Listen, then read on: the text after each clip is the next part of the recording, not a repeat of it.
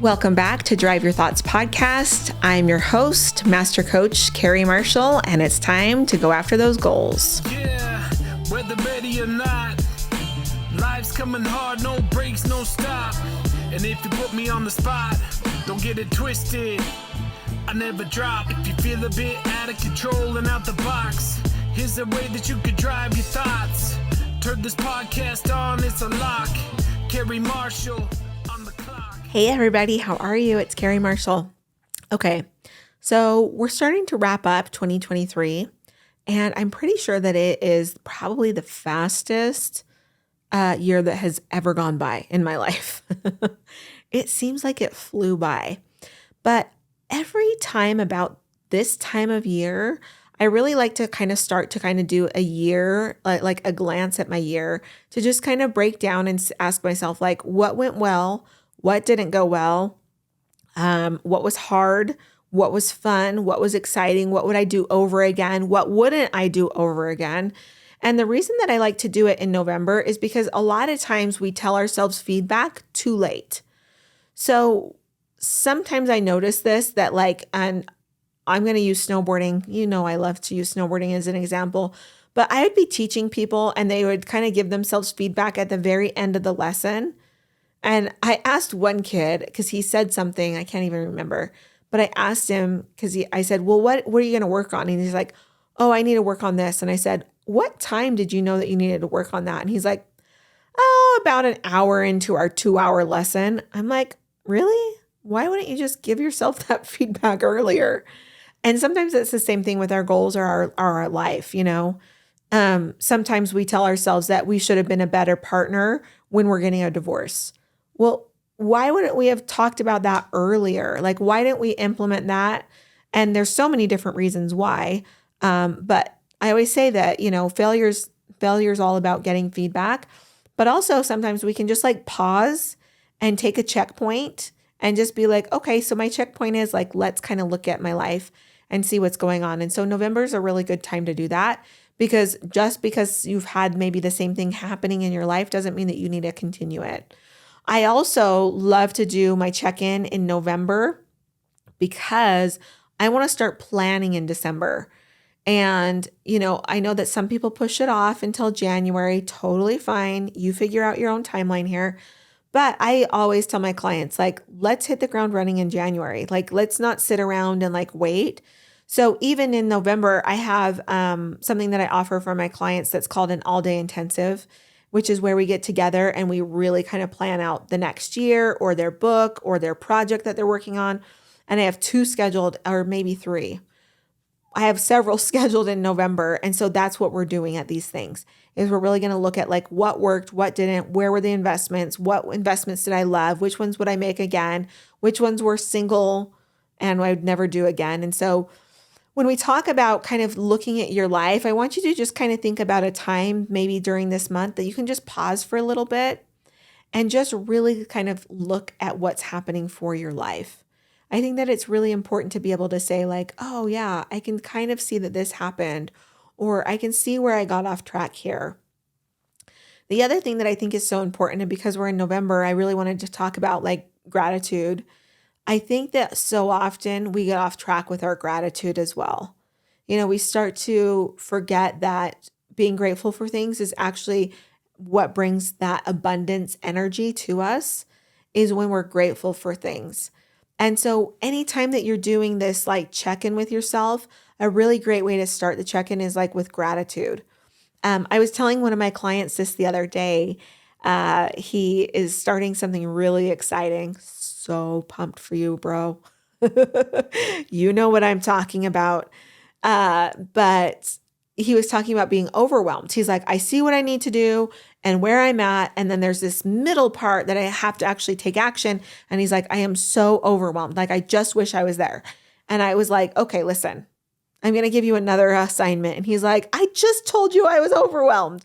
We were laughing at that. But I was like, okay, I want you to really, this next push, he's doing a sprint within his business. And so I'm like, this next sprint for your business, I want you to make sure that you're including gratitude every single day of the sprint. And he's like, Okay. And I said, and not just any gratitude, it has to be gratitude about your business, not about your family, not about your wife, not about golf. Like it has to be about your business. And I said, and you can't say the same thing twice. And he's like, you're making this so hard. But the reason that we talk about actually pausing enough to take and have gratitude for things is because when we can have gratitude for things, magic can happen. Like I've seen this so often. So he started to do it and then he said to me like, I can already see the difference between like overwhelm and then bringing in gratitude, because the gratitude just kind of helps me like simmer down that I'm okay where I'm at and that like I know the steps to do, but it's not that I'm like behind or anything like that. So that's one of the best parts about doing these kind of like check-ins. Check-ins really are a place for us to get feedback and then to go out and implement it quickly. That's the next thing that I want to mention is like feedback is only fun and delightful and helpful when you actually do something with it. You can totally get feedback from yourself or from a failure or from somebody else, but if you don't do anything with it, then it's kind of pointless. So make sure that when you get your feedback that you're doing something about it, because it's when we can go and consistently get new feedback and then come back and adjust and adapt that's where we actually learn how to grow and shift out of the person that we are into the person that we're becoming, which is so much fun. I love doing this work.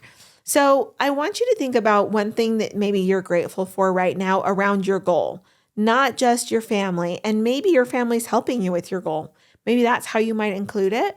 But I really want you to think about your goals specifically. And I want you to like write down like 10 things of why you're grateful for the goal being the goal.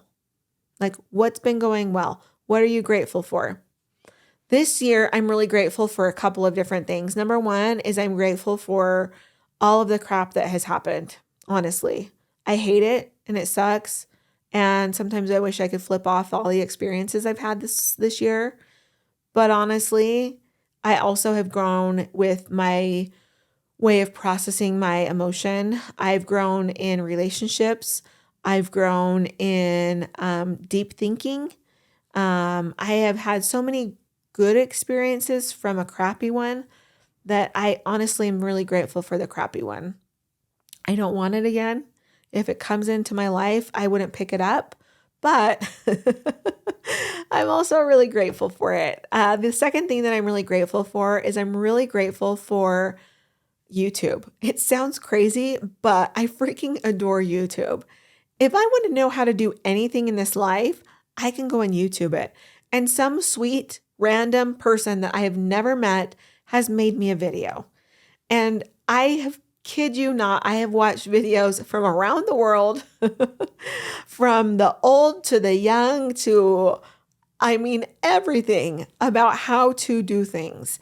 And so I'm really grateful for YouTube. I'm also grateful that YouTube has this platform for me to put my videos.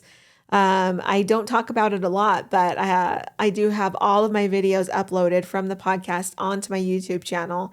And it's been fun to like watch that grow a little bit. I can't wait to kind of watch it grow more. But these are the type of things that we want to talk about, right? Like I'm of course grateful for my clients. I'm so grateful for my podcast. But I'm also grateful that I got to do the book process this past year for myself. I learned so many things going through the process myself that I hadn't done ghostwriting that I'm really pleased that I did. So I want you to now go to you and I want to like ask you like, what are you proud of? What are you grateful for this year? What are the things that you look back on and you're really proud of? Or you're really proud of the experience that you had?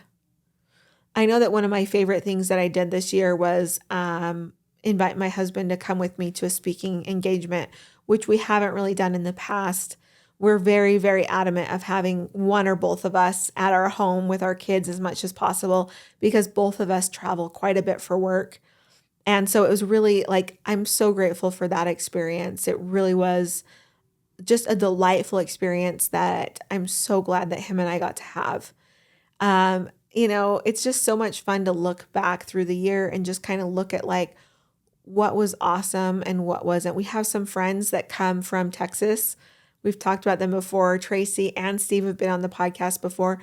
But I was like so grateful that they spent time with us this year as well. It happens every year. The kids are getting older. I don't know how much longer it will happen, but like that was so fun. And then our other friends, the Kirschbaums, come. They're from Hawaii. They have 5 boys. Like, it delighted me to no end to see our backyard filled with kids jumping in the pool, like couples and friends and the kids all hanging out and just talking. It was so much fun. I look at all of those experiences and I forget about them. I'm so, like I said, the year feels like it just kind of flew by where I'm like, oh my gosh, oh my gosh, oh my gosh, where I just don't sit down and just kind of think about it. And so I'm really grateful for the time to be able to sit down and actually think about what went well, what I loved, what was hard, and then honestly, like, what can I learn from this? So I hope you can do the same. I hope you can take the time to like process a little bit of the year before it's over so that you can really take that feedback and do something with it. We'll see you next time. Bye. Thanks for listening to this podcast episode. If you're ready to get in the driver's seat of your own life, you can come and follow me at Drive Your Thoughts Coaching on Instagram, or come and see more ways to work with me at driveyourthoughts.com. Yeah, whether ready or not, life's coming hard, no breaks, no stop. And if you put me on the spot, don't get it twisted, I never drop. If you feel a bit out of control and out the box, here's a way that you could drive your thoughts. Turn this podcast on, it's a lock. Carrie Marshall on the clock.